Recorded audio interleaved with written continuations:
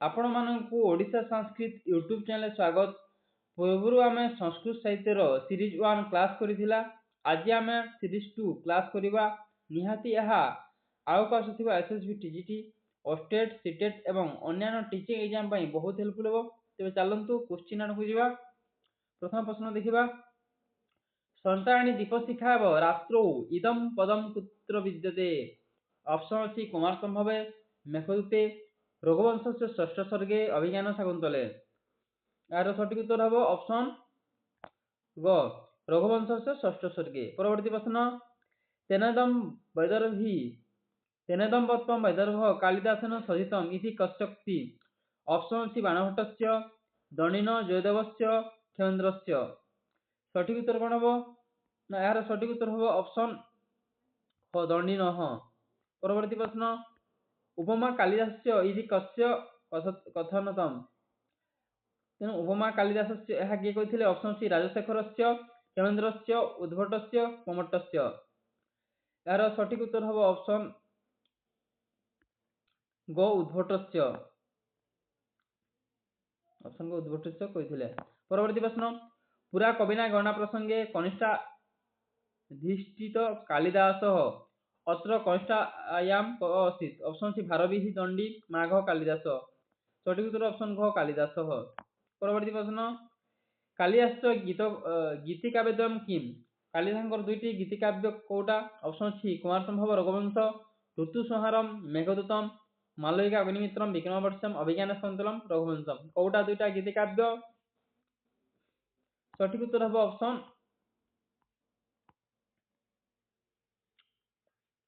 Option ख ऋतुसंहारम, मेघदूतम। परवर्ती प्रश्न भवभूति समय कह मन्यते। भगवती समय केते समय को मना जाए। ऑप्शन अछि दशम शताब्दी, अष्टम शताब्दी, प्रथम शताब्दी, द्वादश शताब्दी। यार सठिक उत्तर हम ऑप्शन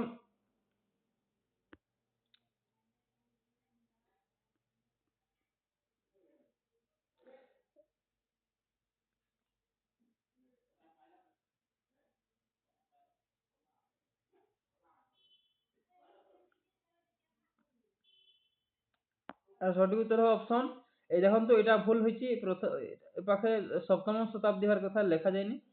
सप्तम शताब्दी हम सठिक उत्तर ऑप्शन ग रहा कथा मिस्टेक है। सप्तम शताब्दी ऑप्शन सप्तम शताब्दी राइट। परवर्ती प्रश्न को जीवा। भवभूते जन्मस्थान किम। भगवती जन्मस्थान कौटी। ऑप्शन अच्छी उज्जयिनी, केन्दुविल्लम, विधव देशस्य पदमपुरम, काश्मीरम। कौटी होइछिला।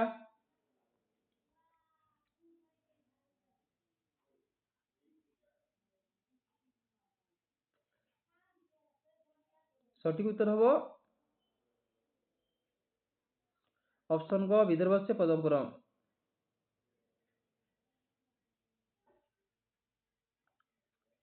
परवर्ती प्रश्न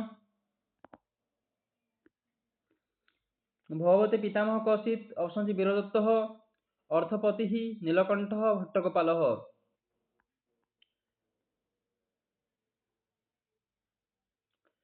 सठिक उत्तर हम भट्टकपाल। परवर्ती प्रश्न भगवते पितः कौशित। भगवती पिता किए थे। ऑप्शन अच्छी चित्रभानु, नीलकंठ, वीरदत्त, भजदेव।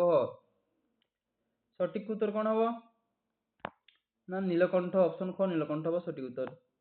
परवर्ती प्रश्न भवभूते गुरु कह आसीत। भगवती गुरु किए थे। Option C Govardhanacharya, Kumarila Bhatt, Gorakshanath, Shankaracharya. सठिक उत्तर कौन हम ना कुमारिल्ल भट्ट हम सठिक उत्तर। तो भगवती गुरु कुमारिल्ल भट्ट थिले।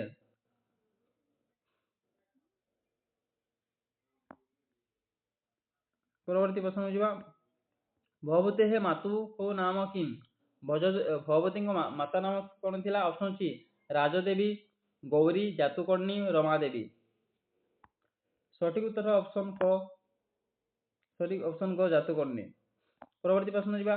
भगवते मूल नाम किम आसीत। भगवती मूल नाम कौन थी। ऑप्शन अच्छी শ্রীকণ্ঠ, দেবদত্ত, বামন, সিংহাদিত্য। সঠিক উত্তর হব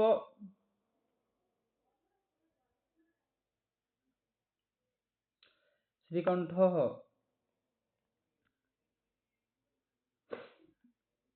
পরবর্তী প্রশ্ন ଯିବା। ଭବଭୂତେ ଉପାଧିଷୁ କହ ପ୍ରସିଦ୍ଧ।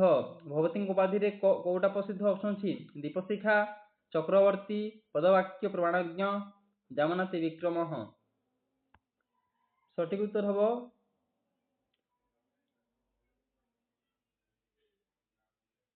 ଅପସନ୍ କ ପଦବାକ୍ୟ ପ୍ରମାଣଜ୍ଞ।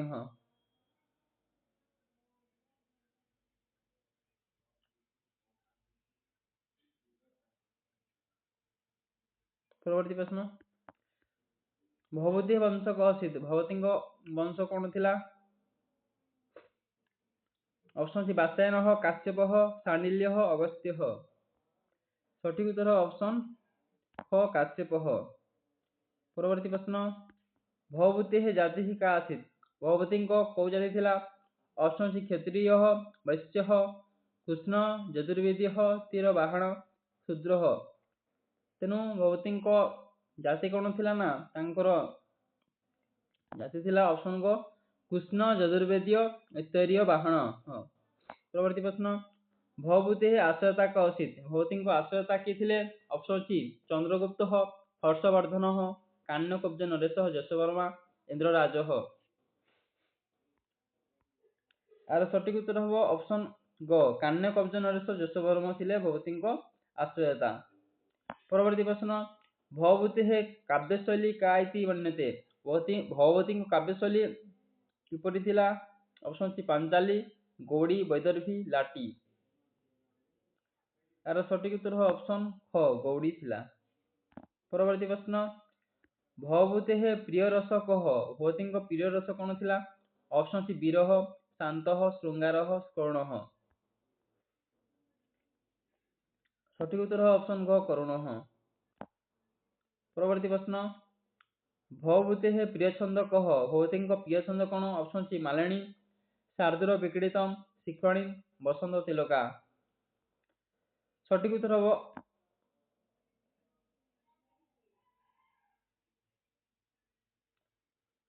ଅପସନ୍ ଗ ଶିଖାମଣି, ଅନୁଷ୍ଠୁପ ଶିଖାମଣି ହେବ ଅପସନ୍ ଗ ସଠିକ ଉତ୍ତର। ପରବର୍ତ୍ତୀ ପ୍ରଶ୍ନ। ଭବଭୂତେ ନାଟକତ୍ରୟମ୍ କିମ୍। ଭବତୀଙ୍କ ତିନୋଟି ନାଟକ କଣ? ଅପସନ୍ ଅଛି ସ୍ୱପ୍ନମାଧବତମ୍, ଚାରୁଦତ୍ତମ୍, ଅଭିମାରକମ୍, କୁମାରସମ୍ଭବମ୍, ରଘୁବଂଶମ୍ ବିଭୂତମ୍, ମାଳତୀ ମାଧବମ୍, ମହାବୀରଚରିତମ୍, ମଥୁରାମଚରିତମ୍, କାଦମ୍ବରୀ, ହର୍ଷଚରିତମ୍, ଚଣ୍ଡୀଶତକମ୍। ଦେଖନ୍ତୁ ସ୍ୱପ୍ନମାଧବତମ୍, ଅଭିମାରକମ୍ ଏଟା କିଏ ଲେଖିଛନ୍ତି ନା ଭାଷ ଲେଖିଛନ୍ତି।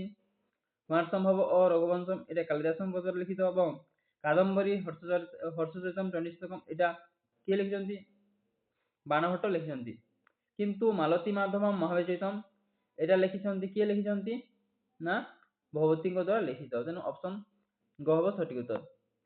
ପରବର୍ତ୍ତୀ ପ୍ରଶ୍ନକୁ ଯିବା। ଦଣ୍ଡି ସମୟ କମନ୍ୟତେ। ଦଣ୍ଡିଙ୍କର ସମୟ କେତେ ସମୟ ମନା ଯାଉଥିଲା ବା ମନାଯାଏ? ଅପସନ୍ ଅଛି ଦଶମ ଶତାବ୍ଦୀ, ସପ୍ତମ ଶତାବ୍ଦୀ, ପ୍ରଥମ ଶତାବ୍ଦୀ, ଷଷ୍ଠ ଶତାବ୍ଦୀ।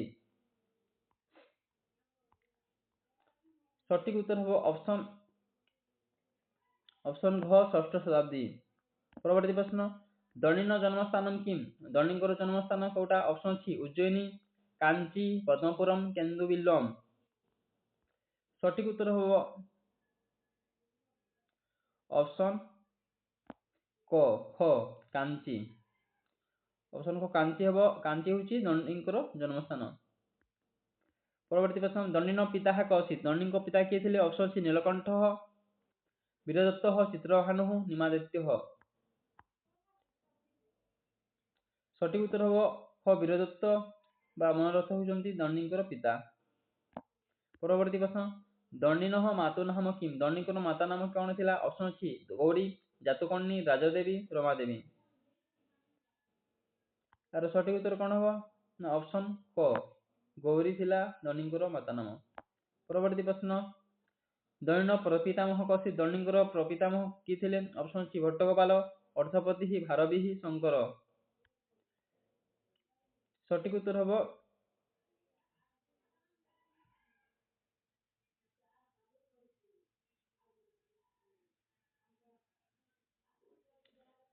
ଅପସନ୍ ଗ ଭାରବିହି। ଧଣୀଙ୍କ ପିତାମହ ଭାରବୀ ଥିଲେ। ପରବର୍ତ୍ତୀ ପ୍ରଶ୍ନ, ଧଣୀନଃ ଆଶ୍ରୟତା କହସିତ୍। ଧଣୀଙ୍କର ଆଶ୍ରୟତା କିଏ ଥିଲେ? ଅପସନ୍ ସି ଯଶୋବର୍ମା, ହର୍ଷବର୍ଦ୍ଧନ, ଚନ୍ଦ୍ରଗୁପ୍ତ, କାଞ୍ଚି ନରେଶ, ନୃସିଂହବର୍ମ। ସଠିକ ଉତ୍ତର କଣ হব? ଅପସନ୍ ଘ କାଞ୍ଚି ନରେଶ ନୃସିଂହବର୍ମ ହେଉଛନ୍ତି ଧଣୀଙ୍କର ଆଶ୍ରୟତା ଥିଲେ। ପରବର୍ତ୍ତୀ ପ୍ରଶ୍ନ, ଦୈନ କାବ୍ୟ ପ୍ରମୁଖ ଅଲଙ୍କାର କମନ୍ୟତେ। ଧଣୀଙ୍କର ପ୍ରମୁଖ କାବ୍ୟ ଅଲଙ୍କାର କାହାକୁ ମନାଯାଉଥିଲା? ଅଲଙ୍କାର ଥିଲା ଅପସନ୍ ସି ଉପମା, ଶ୍ଲେଷ, ଅନୁପ୍ରାସ, ଉତ୍ପ୍ରେକ୍ଷା। ସଠିକ ଉତ୍ତର ହବ ଅପସନ୍ ଖ ଶ୍ଲେଷ। ଶ୍ଲେଷ ଅଲଙ୍କାରକୁ ଧଣୀଙ୍କର ପ୍ରମୁଖ କାବ୍ୟ କୃତି ମନାଯାଉଥିଲା। ପରବର୍ତ୍ତୀ ପ୍ରଶ୍ନ, ଧଣୀର ପ୍ରମୁଖ କୃତି କହ। ଧଣୀଙ୍କର ପ୍ରମୁଖ କୃତି କଣ? ଅପସନ୍ ସି ମାଳତୀ ମାଧବମ୍, ସ୍ୱପ୍ନ ବାସବଦତ୍ତମ୍, ଦର୍ଶକୁମାର ସୀତମ୍, ଅବନ୍ତୀ କଥା ଏବଂ ଗୀତ ଗୋବିନ୍ଦ। ସଠିକ ଉତ୍ତର କଣ হব?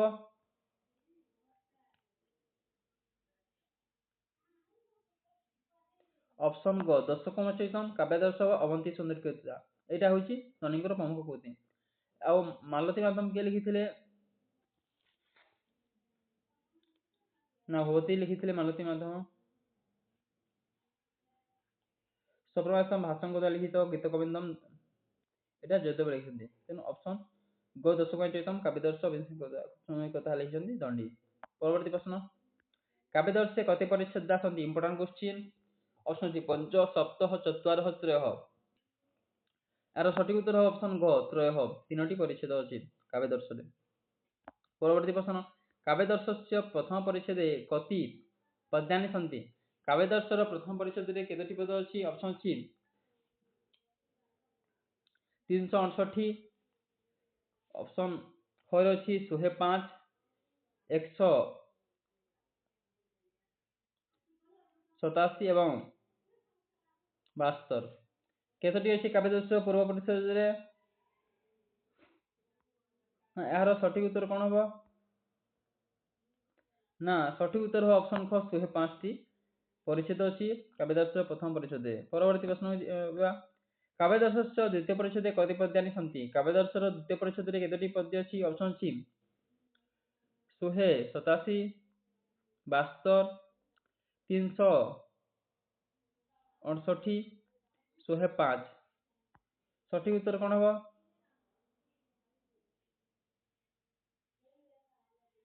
ନା ସଠିକ ଉତ୍ତର ହବ ଅପସନ ଗ 368 ହେବ ସଠିକ ଉତ୍ତର। 368ଟି ଦ୍ୱିତୀୟ ପରିଚ୍ଛଦ ଥିଲା କାବ୍ୟଦର୍ଶରେ। ପରବର୍ତ୍ତୀ ପ୍ରଶ୍ନକୁ ଯିବା, ଦଶକୁମାର ଚରିତେ କତି ଉଚ୍ଛ୍ୱାସ ସନ୍ତି? ଦଶକୁମାର ଚରିତରେ କେତୋଟି ଉଚ୍ଛ୍ୱାସ ଥିଲା? ଅଛି ଅପସନ ସପ୍ତ, ପଞ୍ଚ, ଦଶ, ଅଷ୍ଟ। ଏହାର ସଠିକ ଉତ୍ତର କଣ ହବ? ନା ଏହାର ସଠିକ ଉତ୍ତର ହବ ଅପସନ ଖ ଅଷ୍ଟ। 8ଟି ଉଚ୍ଛ୍ୱାସ ଥିଲା। ଆଜି ଆମେ ସଂସ୍କୃତ ସାହିତ୍ୟର ସିରିଜ 2 ପ୍ରାକ୍ଟିସ କରିବା। ଆକୁ ଆହୁରି ସିରିଜ ଆସିବ ନିହାତି ଆପଣମାନଙ୍କ ପାଇଁ ଏହା ବହୁତ ହେଲ୍ପଫୁଲ ହେଇଥିବ। ତେବେ ଭିଡ଼ିଓ କେମିତି ଲାଗିଲା ନିହାତି କମେଣ୍ଟ ମାଧ୍ୟମରେ ଜଣାଇବେ। ତେବେ ଯିବା ପୂର୍ବରୁ ଗୋଟେ କ୍ୱେଶ୍ଚିନ୍ କରିବା, ତାହାର ଉତ୍ତର ଆପଣ ନିହାତି କମେଣ୍ଟ ମାଧ୍ୟମରେ ଦେବେ।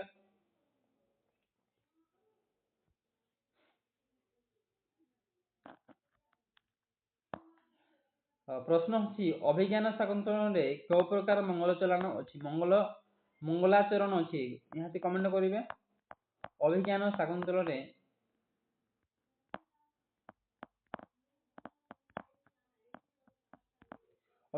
କେଉଁ ପ୍ରକାର ମଙ୍ଗଳାଚରଣ ଅଛି? କମେଣ୍ଟ ମାଧ୍ୟମରେ ଜଣାଇବେ। ରହୁଛି।